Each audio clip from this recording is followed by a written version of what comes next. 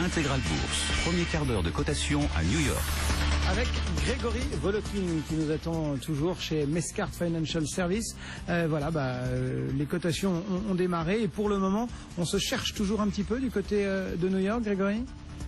Oui, je dirais qu'il n'y a pas vraiment une direction, ni positive ni négative. 0,1%, 0%, on ne peut pas vraiment appeler ça une tendance. Quelles sont les entreprises qui tiennent le devant de la scène? Quels sont les dossiers ou les infos que vous regardez plus particulièrement sur la cote américaine? Oui, alors si les indices ne bougent pas, au niveau des entreprises, il y a des gros mouvements. Alors par exemple, aujourd'hui, qu'est-ce qu'on pourrait mentionner? On pourrait mentionner Merck, la compagnie pharmaceutique, qui vient d'obtenir de la FDA son accord pour commercialiser un médicament miracle qui s'appelle Keytruda. Pourquoi est-ce qu'il est miracle? C'est ce qu'on appelle un protéine inhibiteur qui combat le mélanome. Vous savez que le mélanome, c'est le cancer de la peau qui est le cancer le plus grave, le plus mortel. Et dans le cas de Keytruda, qu'est-ce qui se passe? Keytruda stimule les défenses immunitaires de l'organisme pour lutter contre ce cancer. C'est un médicament alors donc d'avant-garde dont Merck a obtenu la commercialisation. Et ce qu'il faut dire par exemple, et ça je trouve assez intéressant, c'est que le coût de traitement annuel est de $140 000 par patient, ce qui n'empêchera absolument pas les médecins de le prescrire, puisque Keytruda peut prolonger la vie de patients qui étaient condamnés entre 6 à 6 ou 1 an, peuvent prolonger la vie jusqu'à 3, 4 ou même 5 ans. Donc il faut dire, c'est une très belle avancée de la part de Merck et il y aura des retombées économiques pour la compagnie puisqu'on prévoit des ventes de $5 milliards d'ici 2017. Et ça joue sur le titre aujourd'hui, ouais. Merck est bien vu en début de séance? Oui, absolument. Oui, le titre est en hausse dans un marché, comme vous le disiez, qui ne fait pas grand-chose. Par contre, un autre titre qui, lui, alors est nettement en baisse, c'est Gap. Alors, qu'est-ce qui se passe? C'était une surprise. Ils ont publié leurs résultats de vente à magasins comparés. On se disait, bon, c'est la rentrée, c'est le moment où on va aller chez Gap pour acheter des pantalons, des chemises pour le garçon ou la fille qui vont à l'école. En fait, Gap, moins 2% de vente à magasins comparés sur leur principale ligne de magasins, alors qu'on attendait une hausse de 2%. La question à se poser, c'est pourquoi? Où est-ce que vont les gens? Moi, je pense qu'ils continuent à chercher vraiment le discount, le discounter où on peut acheter des habits beaucoup moins chers. C'est un peu un signe d'une économie qui va bien, mais où les salaires ne progressent pas. Voilà donc déjà deux entreprises, Gap et Merck, qui méritent d'être regardées et d'être portées sur le devant de la scène. Est-ce qu'il y a d'autres titres qu'on évoque cet après-midi à Wall Street? Oui, ça c'est une nouvelle qui est sortie hier, c'est l'amende record que devra payer British Petroleum. Vous vous souvenez donc de la fameuse marée noire du Macondo dans le golfe du Mexique. Donc maintenant, il y a eu un juge qui a donné à British Petroleum une amende de $18 milliards. Alors comment ils sont arrivés à $18 milliards? C'est un calcul qui est assez curieux. On estimait que l'amende représenterait pour British Petroleum $1,000 par baril de pétrole échappé dans la mer ou comme baril de pétrole qui a pollué l'océan. Et en fait, le juge a dit non, ça va pas être $1,000 d'amende par baril de pétrole, ça va être 4 000. Donc le calcul a été très vite fait. 4 000 $ par baril échappé du puits de Macondo avec la responsabilité principale de British Petroleum correspond à une amende de $18 milliards. Ils ont les moyens de la payer, ils ont du cash, mais il faut se souvenir quand même que déjà British Petroleum avait dépensé beaucoup d'argent à nettoyer évidemment toute cette marée noire. Ça leur a coûté pour le moment plus déjà de $40 milliards, c'est-à-dire plusieurs années de profit. Alors le titre rebondit un tout petit peu aujourd'hui, mais c'est pas vraiment le titre qu'un investisseur a envie d'avoir. Et puis surtout, ça pose une autre question, c'est que pour les grandes compagnies pétrolières, il y a toujours ce risque maintenant de voir que s'il y a un accident, vous savez, quand vous faites du forage en eau profond un accident est vite arrivé, hein, négligence ou pas, que les conséquences financières soient absolument énormes.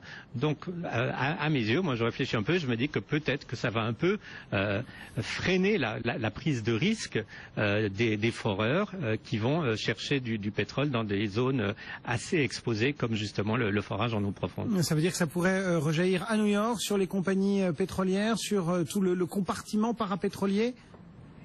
La façon dont je le vois, c'est qu'en fait, oui, ça va rejaillir en favorisant les compagnies qui ont des gisements qu'on dirait non conventionnels. Vous avez quand même actuellement, grâce au fracking aux États-Unis, une énorme production de gaz de schiste, mais on dit gaz de schiste, mais en fait on produit encore plus de pétrole que de gaz, et donc il y a toute une production de pétrole qui est en zone sèche, hein, que ça soit dans le Texas, dans le Nebraska, dans l'Arizona, dans les États du Nord, et ça c'est très important parce que là il y a beaucoup moins de risques de pollution, et il n'y a évidemment pas non plus le risque politique de faire des forages dans des pays comme je dirais l'Égypte, la Libye, etc. Donc oui, on peut tirer cette conclusion qu'il y a un effet positif pour des compagnies qui sont exposées dans des pays qui sont sûrs et où il y a des réserves de pétrolières sur le sol même. Voilà pour l'actualité entreprise. Il y a près d'une heure, hein, quand on s'est parlé en tout début d'émission, une demi-heure après avoir reçu le chiffre de l'emploi, vous nous aviez dit pas d'inquiétude à avoir. Ça reste la tonalité qui se dégage dans les échanges que vous avez pu avoir depuis une heure avec vos petits camarades sur le marché new-yorkais? Petits ou grands camarades, parce que j'entendais que ce soit les commentaires de maisons comme PIMCO, Goldman Sachs, etc., qui disaient tous, oui, c'est vraiment un chiffre d'un mois qui ne montre pas un changement de direction. Il y a évidemment une importance saisonnière, c'est le mois d'août. Il y a quand même des fondamentaux qui s'améliorent dans le marché de l'emploi avec ce taux à 6,1%.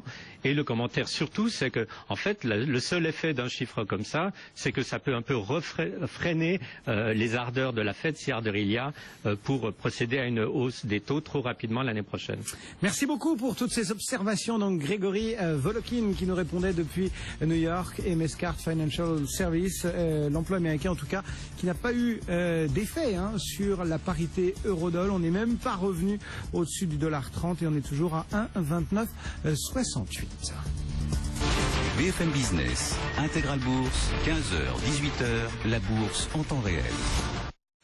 Les talents du trading sont de retour pour une 3e saison sur BFM Business. Dès fin octobre, 10 candidats s'affronteront pour devenir le talent du trading 2014. Chaque semaine, affrontez des milliers d'investisseurs et réalisez les meilleures plus-values pour vous qualifier. Pour participer à cette grande compétition, inscrivez-vous dès maintenant sur lestalentsdutrading.fr. Les talents du trading, bientôt sur BFM Business. Les talents du trading en partenariat avec Saxo Bank, le spécialiste de la bourse en ligne.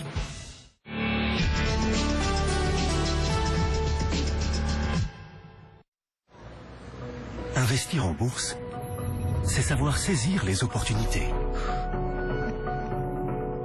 Faire preuve d'audace et de réflexion. Acquérir de l'expérience. Développer vos stratégies. Tracez votre parcours. Vivez le trading avec IG. BFM Business Radio à Strasbourg, 106.9.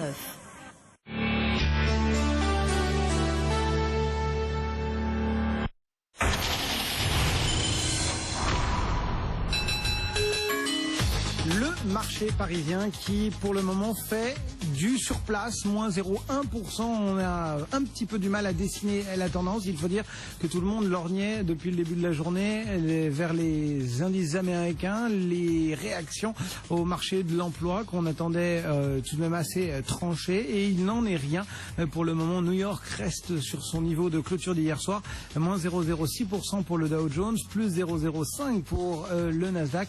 Il faut dire que les chiffres ont facialement déçu avec 142 000 créations d'emplois seulement. On attendait un petit peu plus de 220 000, mais beaucoup d'économistes signalent que les données du mois d'août sont des données très particulières qui, compte tenu de la période, sont fréquemment révisées à la hausse et du coup, tout le monde